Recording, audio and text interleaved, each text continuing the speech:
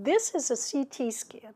If you look carefully, the shadowed region right here reveals the damage caused by a right hemisphere ischemic stroke. Such a stroke can cause an unusual condition known as broad perspective perceptual disorder of the right hemisphere. People with this disorder can still function, but only partially. They can retain their intelligence, even a formidable way for solving complex math problems if that was a skill they'd had before. But an interesting anomaly, however, is if they make a mistake in their calculations, concluding something nonsensical, such as that a hot dog stand had a profit and loss statement with a loss of nearly $1 billion, it doesn't bother them.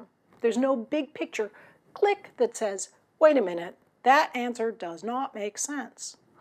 Although we need to be careful about faulty and superficial left brain, right brain assumptions, we also don't want to throw the baby out with the bathwater and ignore worthwhile research that gives intriguing hints about differences between the two hemispheres of the brain.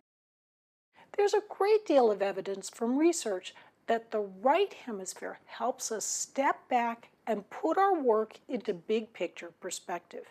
People with damage to the right hemisphere are often unable to gain aha insights.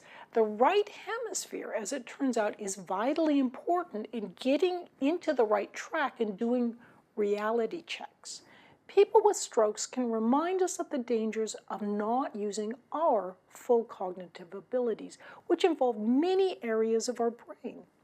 Even subtle avoidance of some of our capabilities can have a surprisingly negative impact on our work.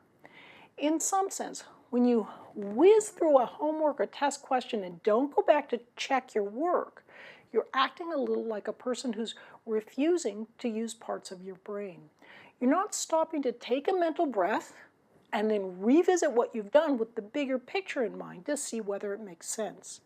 As leading neuroscientist V.S. Ramachandran has noted, the right hemisphere serves as a sort of devil's advocate to question the status quo and look for global inconsistencies, while the left hemisphere instead tries to cling tenaciously to the way things were.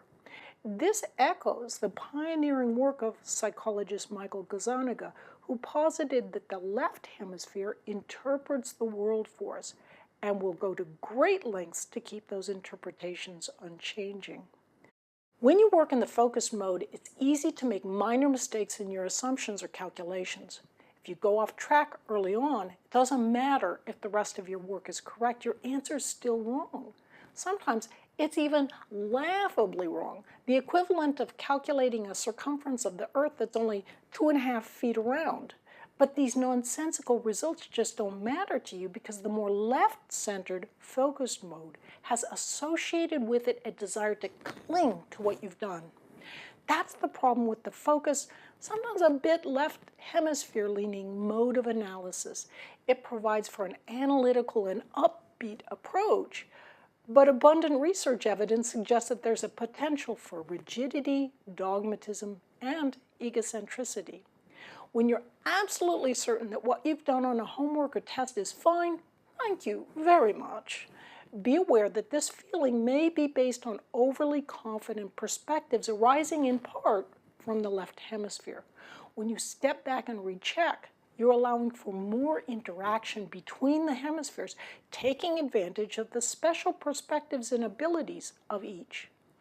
Nobel Prize-winning physicist Richard Feynman perhaps said it best when he pointed out, the first principle is that you must not fool yourself, and you are the easiest person to fool. One of the best ways to catch your blind spots and errors is to brainstorm and work with others who are also smartly focused on the topic. It's sometimes just not enough to use more of your own neural horsepower, both modes and hemispheres, to analyze your work. After all, everyone has blind spots. Your naively upbeat, focused mode can still skip right over errors, especially if you're the one who committed the original errors. Worse yet, sometimes you can blindly believe you've got everything nailed down intellectually, but you haven't. This is the kind of thing that can leave you in shock when you discover you flunked a test you thought you aced. By making it a point to do some of your studying with friends, You can more easily catch where your thinking has gone astray. Friends and teammates can serve as a sort of ever-questioning, larger-scale diffuse mode outside your brain that can catch what you missed or what you just can't see. And of course, explaining to friends helps build your own understanding.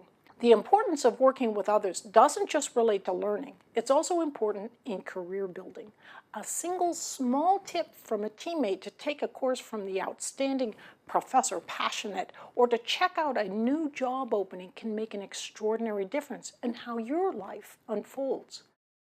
A word of warning, however. Study groups can be powerfully effective for learning, but if study sessions turn into socializing occasions, all bets are off. Keep small talk to a minimum, get your group on track, and finish your work. If you find that your group meetings start 5 to 15 minutes late, members haven't read the material, and the conversation consistently veers off topic, you're best off to find another group. I'm Barbara Oakley. Thanks for learning how to learn.